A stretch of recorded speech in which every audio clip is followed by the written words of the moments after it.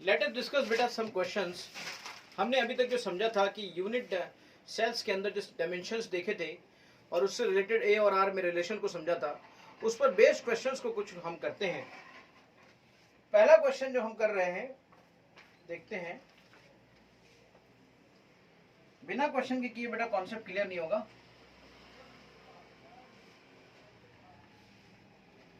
Total volume of atoms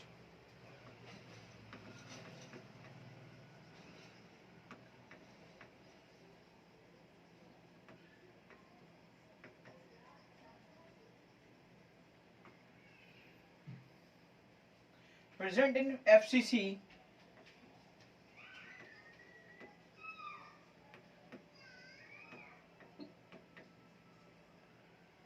FCC of a metal FCC unit cell of a metal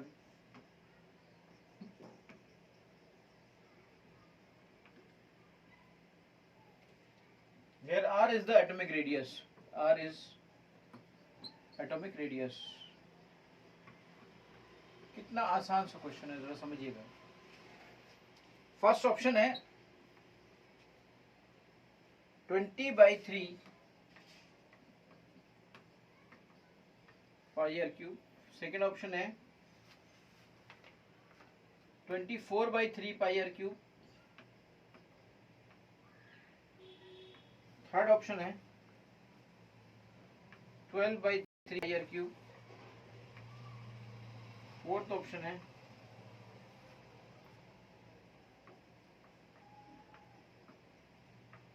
16/3 pi are cube. Total volume of atoms present in FCC unit cell of a metal. Total volume of atom, समझ गए ना? तो एक काम करिए ना इसका solution के लिए। सबसे पहला तरीका क्या है, अगर आप टोटल वॉल्यूम निकालना चाहते हो ना, किसी एक एटम का पहले वॉल्यूम बताइए कितना होता है। वॉल्यूम ऑफ वन एटम आप सबको पता है कितना होता है, दैट इज बेसिकली स्फेरिकल होता है, एटम को कंसीडर किया जाता है। और किसी स्फीयर का वॉल्यूम 4/3 पाई आर क्यूब होता है, जहां पर आर उसकी रेडियस होती है बेटा। तो इन दिस सिचुएशन कि आर रेडियस होती है, इन दिस सिचुएशन अगर हम चीजों को सॉल्व करना चाहें तो now tell me one thing, FCC हमारी यूनिट सेल है। टोटल नंबर ऑफ एटम्स कितने कंसीडर किए जाएंगे? 4। इसका मतलब टोटल वॉल्यूम क्या होगा? एक एटम का अगर वॉल्यूम इतना है तो टोटल एटम्स का वॉल्यूम कितना होगा, यानी कि Z into volume of one atom. Total volume का मतलब हो गया Z into total volume of atom. Z means 4 and this is 4/3 pi r cube, so it becomes 16/3 pi r cube। D option मिल गया बेटा। बहुत ही अच्छा, बहुत ही बेसिक सा क्वेश्चन। इसी तरह के कुछ क्वेश्चंस की प्रैक्टिस करेंगे ताकि हम लोग इस पर अच्छे से क्वेश्चन कर पाए अगर कोई भी क्वेश्चन आता है तो। नेक्स्ट क्वेश्चन है, कॉपर क्रिस्टलाइजेज इन एफसीसी। बहुत ही छोटे छोटे क्वेश्चन कराऊंगा। Copper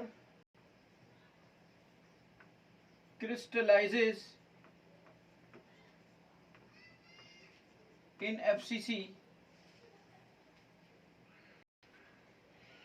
unit, crystallizes in FCC unit cell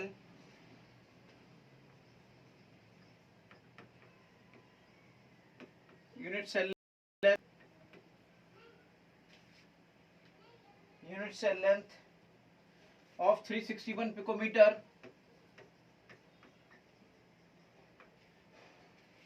What is the radius of copper atom? What is the radius of copper atom?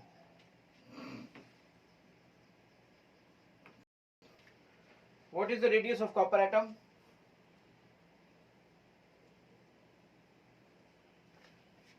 First option 157 picometer. Second option 181 picometer. Third option 108 picometer. Fourth option 127 picometer. अब जरा देखिए यहां पर copper crystallises in FCC unit cell length of 361 pico. What is the radius of copper atom? Copper atom की radius के बारे में हमें बात करनी है बेटा। अभी अभी आपने देखा ना, जो मैंने रिलेशंस आपको बताए थे, उन्हीं रिलेशंस का यूज है इसमें। Copper crystallises in FCC, FCC में क्रिस्टलाइज हो गया। यूनिट सेल लेंथ, यानी कि यूनिट सेल लेंथ मींस उसकी आपकी हो गई 361 picometer. What is the radius of copper? It means R पूछा गया है। तो आप मुझे बताइए एफसीसी में अभी भी आपने रिलेशन क्या समझा था? a√2 is equal to 4r समझा था। तो r will be is equal to a√2 4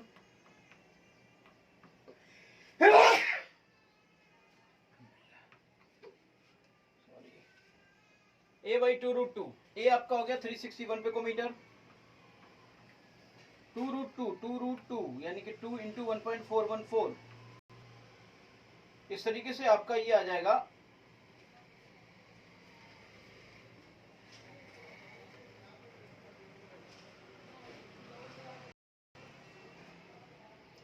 I think it should be 127 ना, इट शुड बी 127 पिकोमीटर। ये कैलकुलेशन आप करोगे तो आपको ये 127 पिकोमीटर मिल जाएगा बेटा। सो आप ये कैलकुलेशन करोगे तो आपको 127 पिकोमीटर मिल जाएगा। इसी तरह के क्वेश्चंस आपके सामने आते जाएंगे और आप इजीली करते जाएंगे, अच्छे से समझते जाएंगे। चलिए एक और क्वेश्चन करते हैं इस वाले चैप्टर के अंदर बेटा। अगर बिना क्वेश्चंस के कुछ क्वेश्चन करोगे, बिना क्वेश्चन के कुछ करोगे तो सब बेकार होगा। Let's discuss one more question.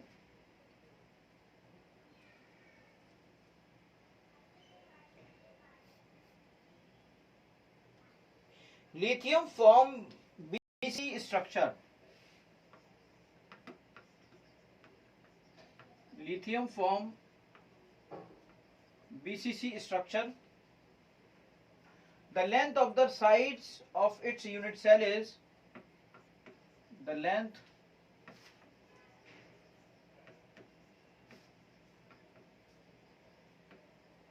side of its, the length of the sides of unit cell is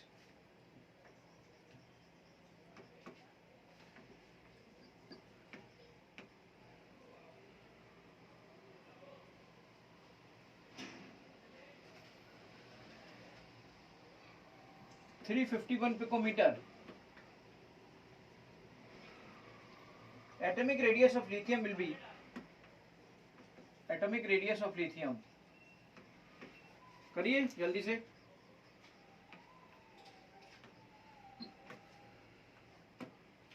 option लिखने की जरूरत क्या है, ऑप्शन तो आ ही जाएगा कोई ना कोई जब आप कैलकुलेट करोगे।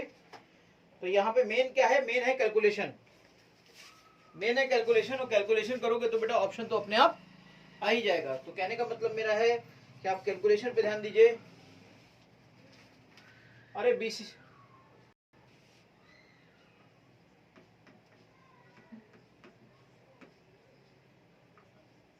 के लिए क्या होता है?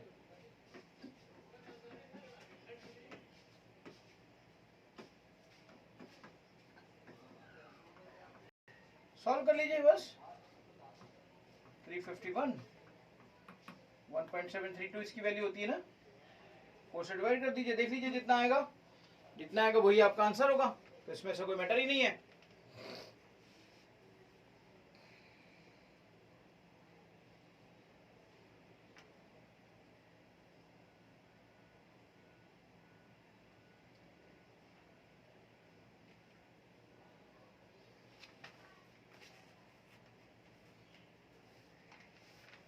एक इसमें कैटायन और एनायन का कॉन्सेप्ट थोड़ा क्वेश्चन है, उस पर भी मैं थोड़ा सा फोकस कर दूं ताकि आपको इसका थोड़ा सा आइडिया लग जाए कि यहाँ पे क्या होता है बेसिकली। देखिए एनायन होता है बड़ा और कैटायन होता है छोटा। तो जो बड़ी चीज है ना वो बेसिकली कॉर्नर्स पे रहती है, छोटी चीज या तो के सेंटर पे रहेगी या फिर आप कह सकते हो कि वो वॉइड्स में रहती है।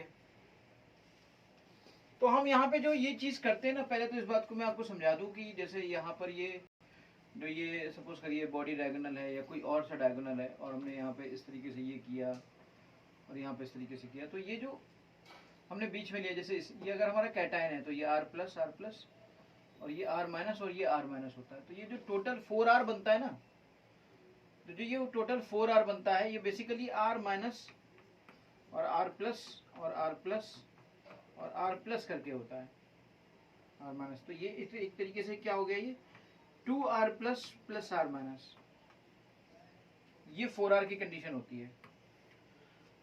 अब अगर आप BCC के लिए जाते हो, BCC के लिए, तो आपको पता होगा वहां A√3 is equal to 4R होता है। तो 4R की जगह हम कैटायन और एनायन के टर्म में अगर क्वेश्चन आए तो उसे ऐसे लिख सकते हैं। अगर आप FCC के लिए जाते हो बेटा, तो वहां पर जो होता है वो A√2 होता है, तो उसके लिए आप ऐसे कर सकते हो बेटा, ये हो सकता है। अच्छा, सिंपल क्यूबिक में ऐसा नहीं होगा, क्योंकि सिंपल क्यूबिक में तो कॉर्नर पे ही होंगे ना खाली, तो कॉर्नर पे होंगे तो दोनों या तो R प्लस या R माइनस ही होंगे ज्यादातर, उसमें ऐसा नहीं होगा बेटा। तो FBCC के लिए फॉर्मूला, FCC के लिए फॉर्मूला, जैसे अगला क्वेश्चन जो मैं बोल रहा हूँ वो इसी पर बेस्ड है, इसलिए मैंने इसकी पहले थोड़ा सा कॉन्सेप्ट दे दिया कि बीच में इस तरीके से चीजें होती हैं।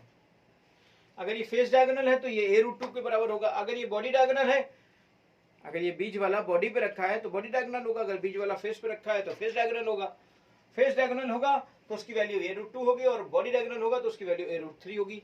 बॉडी डायगोनल पे रखा होगा तो ये आपका BCC होगा, अगर फेस डायगोनल होगा ये तो ये आपका FCC होगा।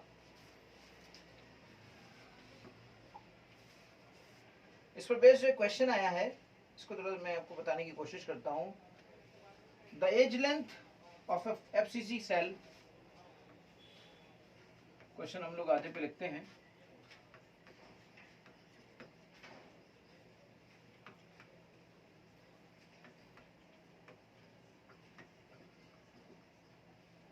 FCC unit cell, the edge length of FCC unit cell of ionic substance is 508 picometre, यानी A की वैल्यू यहाँ पे इन्होंने 508 पिकोमीटर दे दी। FCC दिया है देखो, ठीक है। The radius of cation is 100 plus, यानी R प्लस जो दिया है वो है 100 प्लस, और रेडियस ऑफ एनायन इज ये पूछा है बेटा। अभी कुछ देर पहले मैंने आपसे डिस्कस किया था कि अगर FCC की कंडीशन होगी और उस सिचुएशन पर हम इसको ले रहे होंगे तो ये होगा हमारा A√2 is equal to 2R plus plus R। I think आपको याद आया होगा, हमें R प्लस देखो A√2 है डिवाइडेड बाई 2, R प्लस कितना है 110 और R माइनस निकालना है, बस सिंपल सा कॉन्सेप्ट। A की वैल्यू कितनी है 508, बस कैलकुलेट कर लो सारा की सारा, R माइनस की वैल्यू जो आएगी वही आंसर होगा। तो इस तरह के क्वेश्चन भी आपके सामने आएंगे। चलिए अब इस पर बेस्ड में कुछ डेंसिटी के क्वेश्चंस का डिस्कशन करता हूं कि डेंसिटी के क्वेश्चन किस तरह के यहाँ पर चांसेस और पॉसिबिलिटीज लेकर आएंगे बेटा। लेट्स डिस्कस डेंसिटी के क्वेश्चंस को डिस्कशन करते हैं। एक दो बेसिक क्वेश्चन का डिस्कशन कर लें। चलिए पहले इसका कैसे AR का इस्तेमाल होगा डेंसिटी में, ये विदाउट डेंसिटी के यूज के भी अगर हम एक छोटा सा क्वेश्चन करना चाहें तो बच्चों को पहले थोड़ा सा आइडिया लग जाएगा। चलिए बेटा एक क्वेश्चन हम लोग करते हैं, डेंसिटी पे बेस्ड होता है। Let discuss density.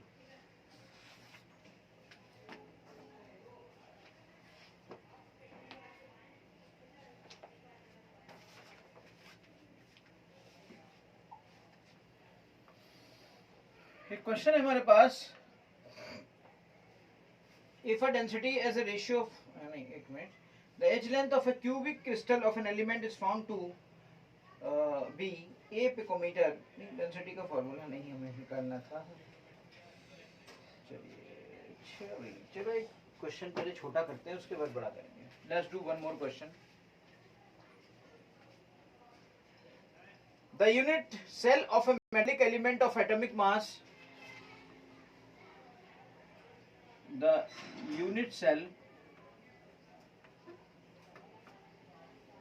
of a metallic element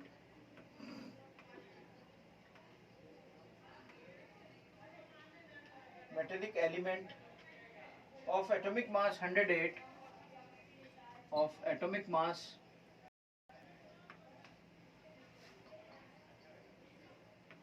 108 gram per centimeter cube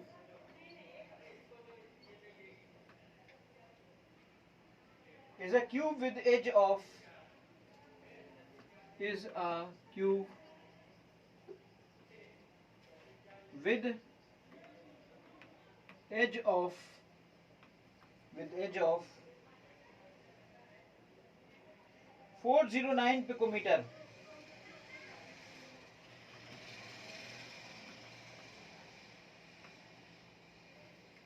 The structure of the crystal lattice is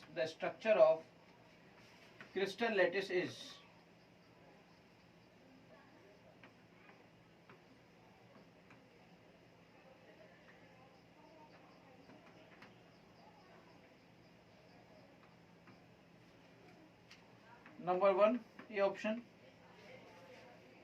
में दिया हुआ है FCC, बी ऑप्शन में दिया हुआ है BCC, सी ऑप्शन में दिया हुआ है HCP और डी ऑप्शन में दिया हुआ है SC simple cubic.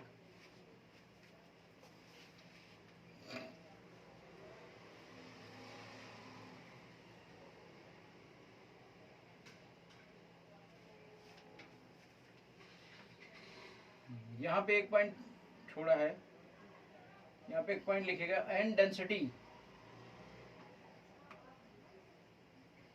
Density of, question लिखते वक्त पॉइंट छूट गया है, मेन पॉइंट तो छूट ही गया, 10.5 ग्राम पर सीसी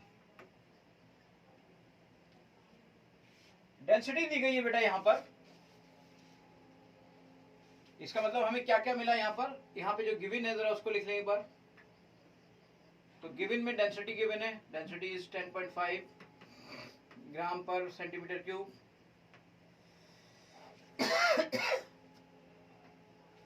ये दिया हुआ है 409 पिकोमीटर। तो पहली बात तो यूनिट सेम कर लीजिए, 409 है ना, तो ये आपको हो जाएगा 4.089 into 10⁻⁻8 centimetre. The structure of the lattice crystal देखो बेटा, एटॉमिक मास दिया है 108, एटॉमिक मास दिया हुआ 108। डेंसिटी का फॉर्मूला क्या था? डेंसिटी का फॉर्मूला था Z into atomic mass upon A cube into N0 Avogadro number. ये दिया है, ये दिया है, ये दिया है, ये दिया है, Z निकाल लो यहाँ से। जब सारी वैल्यूज तुम रख दोगे और Z की कैलकुलेशन करोगे ना बेटा, तो Z यहां से तुम्हारा निकल के आएगा 4, और Z इज इक्वल टू 4 किसके लिए होता है बताइए? Z इज इक्वल टू 4 किसके लिए होता है? FCC के लिए, BCC के लिए, किसके लिए होता है? FCC के लिए होता है भाई। So the right answer will be FCC। तो इस तरीके से बेटा आप डेंसिटी का यूज करते हुए Z निकालकर और Z निकालकर आप स्ट्रक्चर ऑफ द लैटिस बता सकते हो क्या आखिर होता क्या और कहां पर क्या है। Understand?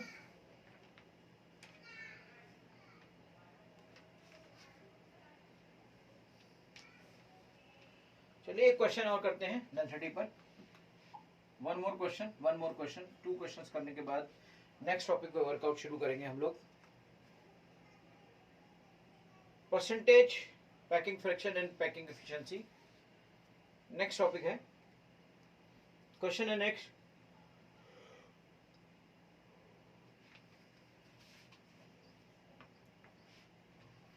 The structure of metal can be explained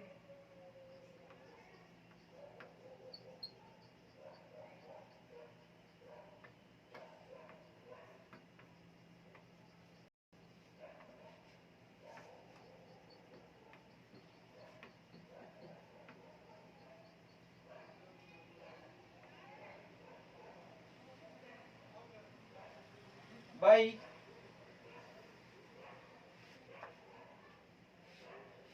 CCP,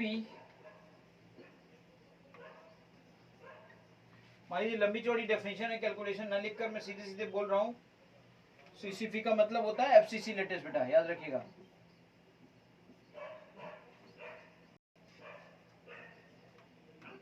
CCP का भी मतलब FCC होता है, HCP का भी मतलब HCP हो ना, तो उसका भी मतलब इस तरीके से, तो अलग चीज है। पैकिंग में भी आपका यही लेटेस्ट मिल जाता है।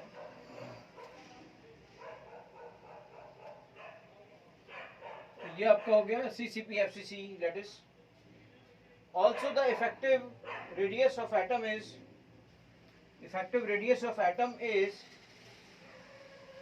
1.414. Effective radius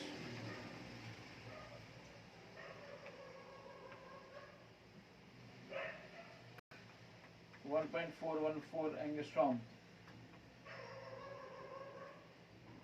If the density is found to be 5.8 gram per cc, density is found to be 5.8 gram per cc, then what will be atomic weight? तो अब एटॉमिक वेट क्या होगा बेटा? ठीक है, इफेक्टिव रेडियस दी गई है, साइट नहीं दी गई है। यानी अब देखिए डेंसिटी दी गई है। डेंसिटी का मतलब क्या होता था? डेंसिटी का मतलब तो Z होता था इंटू एटॉमिक वेट होता था अपॉन A क्यूब होता है इंटू अवोगाड्रो नंबर होता है। अवोगाड्रो नंबर एक फिक्स वैल्यू है, हमें पता ही है। अवोगाड्रो नंबर एक फिक्स वैल्यू है। A नहीं पता है, R पता है, लेकिन एटॉमिक वेट तो निकालना है। Z तो पता है कि Z FCC के लिए 4 होगा, ये भी पता ही है कि आपका 5.8 है। तो मतलब ये हुआ कि अगर मुझे A का पता चल जाए, A पता ही है एक तरह से देखा जाए, तो A क्या होगा? A√2 is equal to 4R। बस A इज इक्वल टू हो गया 4R अपॉन √2। उसमें क्या है? 2√2 अब R 2√2 की वैल्यू ये भी √2 ही है एक तरह से, तो 2 टू द 4, A की वैल्यू आपकी 4 आ गई एक तरह से। अब उसको जैसे सेंटीमीटर क्यूब में दिया हुआ है तो सेंटीमीटर में कन्वर्ट करके उसको जगह पे रख दो बस, और जगह पे रखकर आप रो की वैल्यू को रख दो। रो की वैल्यू को रखकर आपको मिल जाएगा एटॉमिक वेट। डेंसिटी आपकी ग्राम पर सेंटीमीटर क्यूब में है, तो आपका आंसर भी ग्राम में आएगा। ओके बेटा,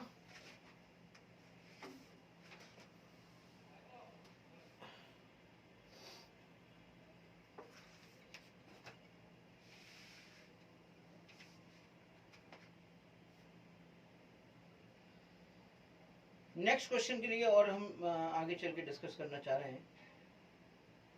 नेक्स्ट क्वेश्चन को भी करेंगे बेटा।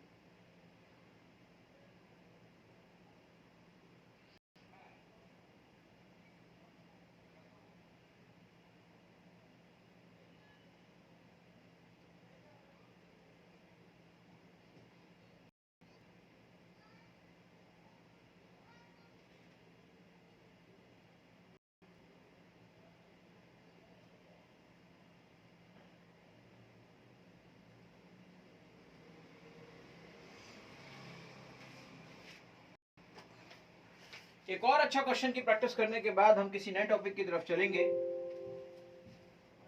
Oh my God, papers complete हो गए। इसमें जितने पेजेस आ सकते थे वो सब कंप्लीट हो गए। हमें दोबारा से स्टार्ट करना पड़ेगा, एक बार फिर से न्यूरा टीच के सपोर्ट लेते हुए। चलिए तब तक हम 1 मिनट के लिए अपने पेन को भी चार्ज कर लेते हैं।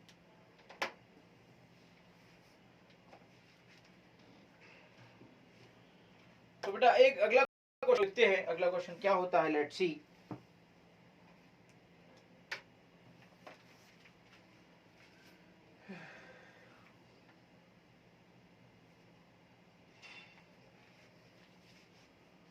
क्वेश्चन है बेटा,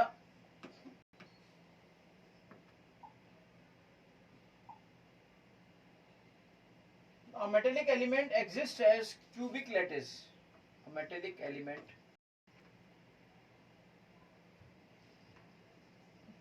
exists as cubic lattice. इसको पूरे को लिखने की क्या जरूरत है? Each edge of the unit cell is 288.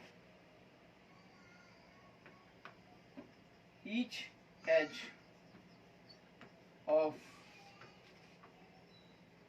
unit cell is 288 angstrom. 2.88 होगा. 288 एंगस्ट्रॉम. अच्छा चलिए मान लिया हमने 288 angstrom. The density of the metal is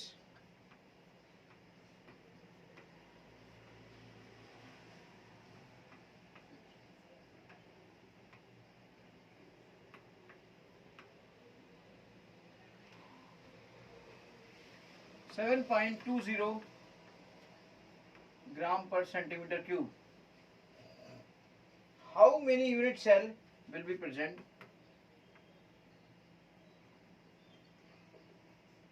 How many unit cell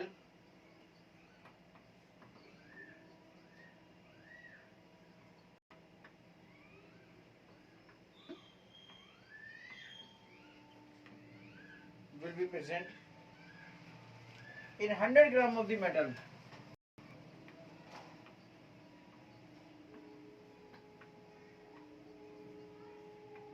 metal के 100 ग्राम में कितने यूनिट सेल प्रेजेंट होंगे? वेरी गुड, अच्छा क्वेश्चन है. चलिए करिए, let's do it.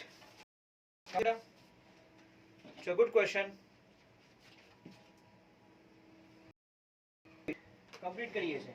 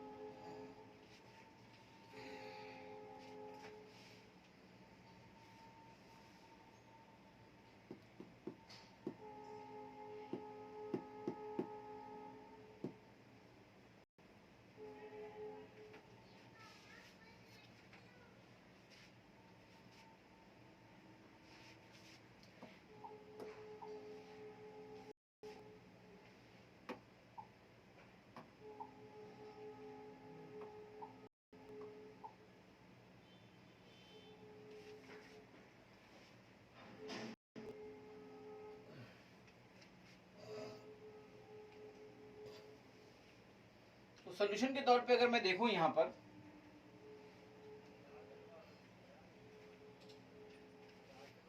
The edge length of the unit cell means ए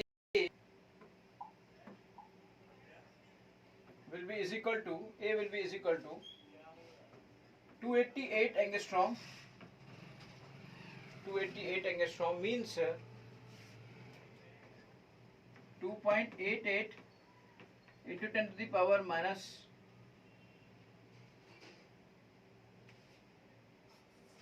नहीं 288 एंगस्ट्रॉम है ना.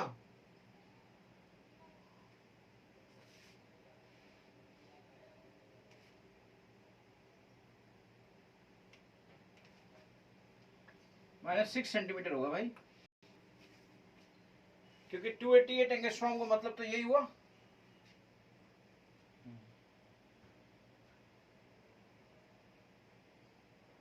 भाई 10 to the power -10 मीटर, इधर जाएंगे तो -8 मीटर, सेंटीमीटर में जाएंगे तो -6 सेंटीमीटर.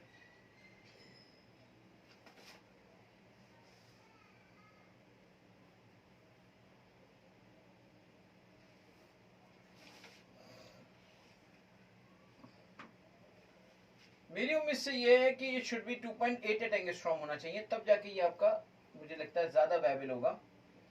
इसका साइज कुछ ज्यादा बढ़ रहा है, 288 एंगस्ट्रॉम नहीं होना चाहिए.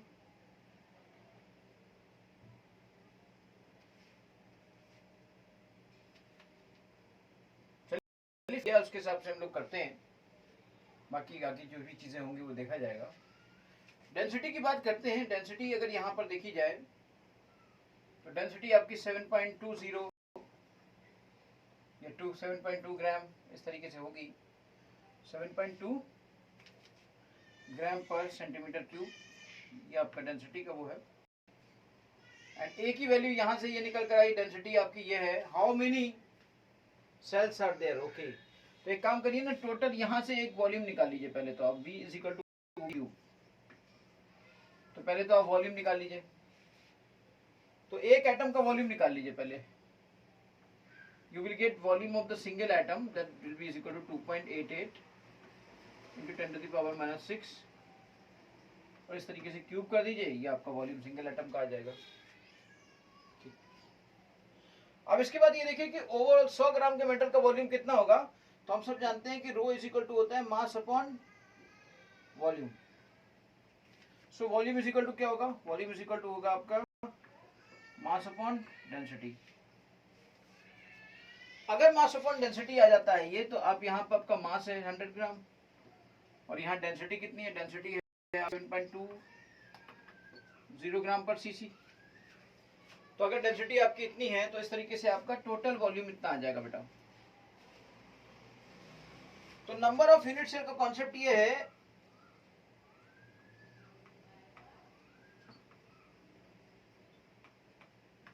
नंबर ऑफ यूनिट सेल्स का कॉन्सेप्ट ये है बेटा कि इससे क्या होगा कि हमारा जो वॉल्यूम है, टोटल वॉल्यूम हम ऊपर रख देंगे और उस टोटल वॉल्यूम से हम नीचे डिवाइड कर देंगे volume of the single atom which is equal to 2.88 into 10 to the power minus 6 का होल क्यूब। इस तरीके से आपका टोटल आपकी वैल्यू निकल के चली आएगी। Total number of unit cells कैसे निकलेंगे ये आपके सामने आ गया बेटा। ठीक है, चलिए लेट्स डिस्कस अबाउट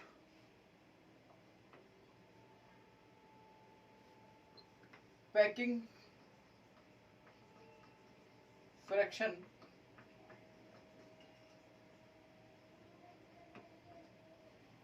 और packing efficiency.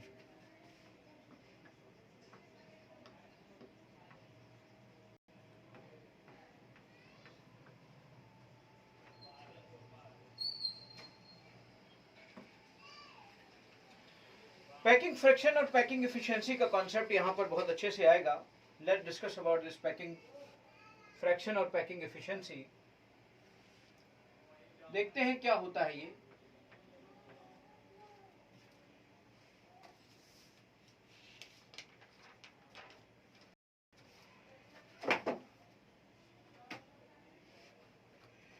Basically total volume से डिवाइड करने पर जो आपको चीजें मिलती हैं वो packing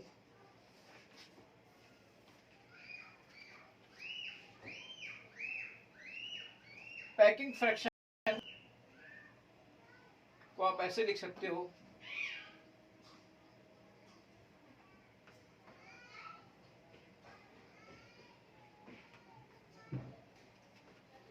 is equal to volume of one atom divided by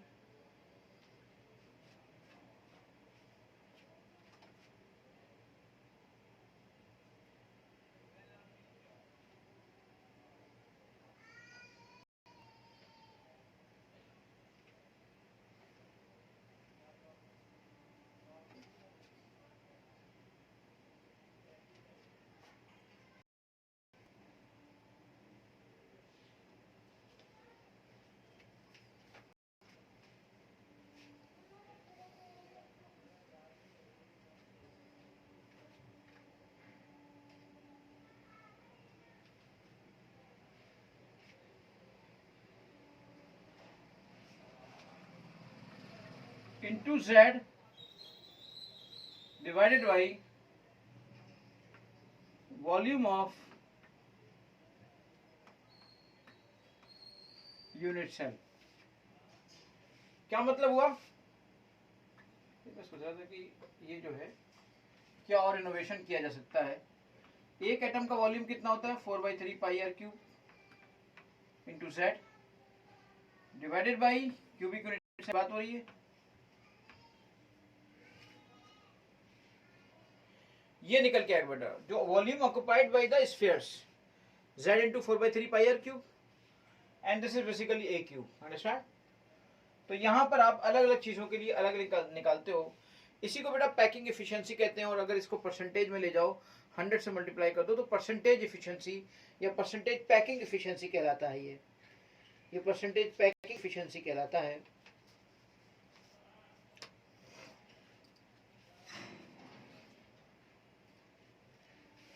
Let's discuss about packing fraction for SC यानी simple cubic lattice. Simple cubic lattice के लिए उसके packing fraction for simple cubic lattice, इसकी बात अगर मैं करूं तो यहां पर एक बात मेरे समझ में आएगी कि Z की वैल्यू यहां पर 1 होती है और A की वैल्यू 2R के बराबर होती है।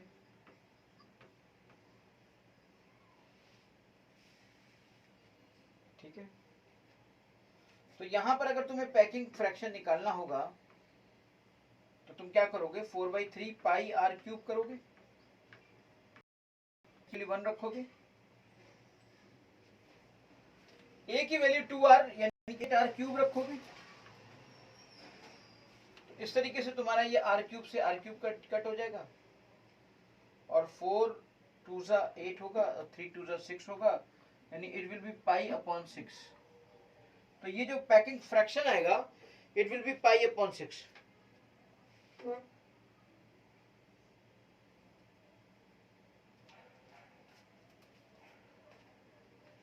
ये जो पैकिंग फ्रैक्शन आया ये आपका पाई अपॉन 6 आया बेटा।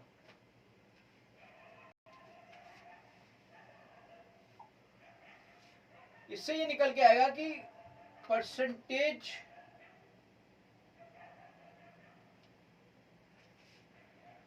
Space occupied by spheres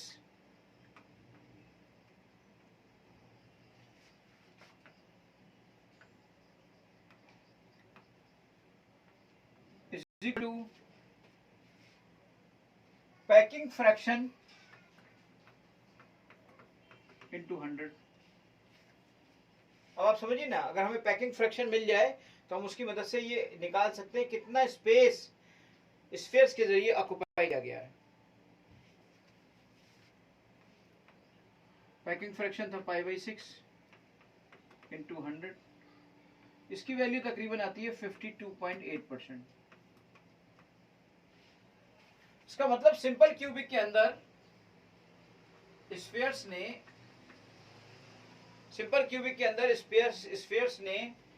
52.8% area cover कर रखा है।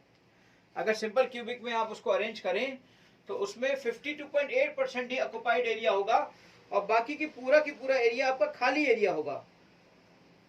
यानी अगर मैं यहाँ पे बात करता कि फ्री स्पेस उस यूनिट सेल के अंदर कितना है, परसेंटेज फ्री स्पेस, तो मेरे सामने ये टर्म निकल के आता कि 100 माइनस 52.8%, 100 माइनस 52.8%, 52.8%, 100 माइनस 52.8% कितना हो जाता? It will be 2, it will be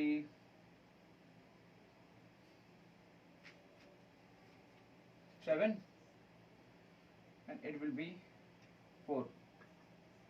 47.2% आपका एरिया खाली होता बेटा, 47.2% एरिया आपका खाली होता। ठीक है, अब हम बात करते हैं यही चीज पैकिंग फ्रैक्शन फॉर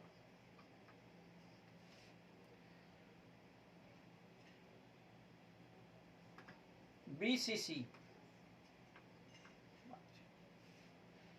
मैं BCC के लिए पैकिंग फ्रैक्शन का यूज करता हूं। BCC body centre cubic unit cell, packing fraction बराबर वही होगा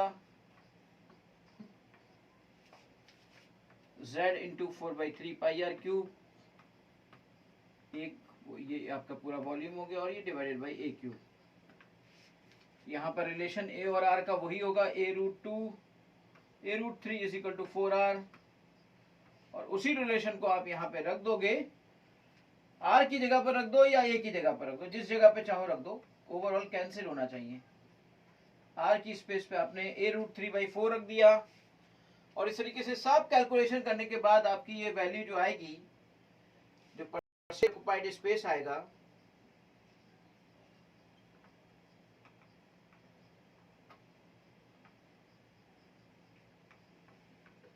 ये वैल्यू यहां से आएगी, आप उसे 100 से मल्टीप्लाई करोगे, इट विल बी अप्रोक्सीमेटली 68%। ये आपका एरिया, यानी कि जो बीसीसी होता है उसमें आपका 68% एरिया ऑक्युपाइड होता है, और जो एफसीसी, जो सिंपल एससी होता है, उसमें आपका 52.8% या 53% आप कह लीजिए, 53% एरिया आपका यूज्ड होता है और बाकी का सबके सब खाली होता है। यहाँ पर भी यही बात आपके सामने आई कि परसेंटेज फ्री स्पेस कितना है। तो परसेंटेज फ्री स्पेस हो गया आपका 100 - 68 मीन्स 32%। ये 32% हो गया बेटा। इस 32% को समझने की कोशिश करिए, समझ गए? इसके बाद हम पैकिंग फ्रैक्शन एफसीसी के लिए समझेंगे। एफसीसी के लिए पैकिंग फ्रैक्शन की वैल्यू कितनी होगी? Let's discuss packing fraction for FCC.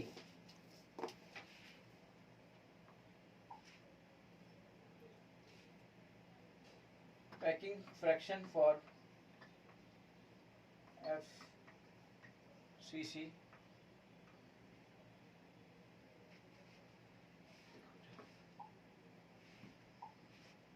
अब एफसीसी मतलब आप पैकिंग फ्रैक्शन की बात करोगे तो आप जरा जानते ही हो अच्छे से।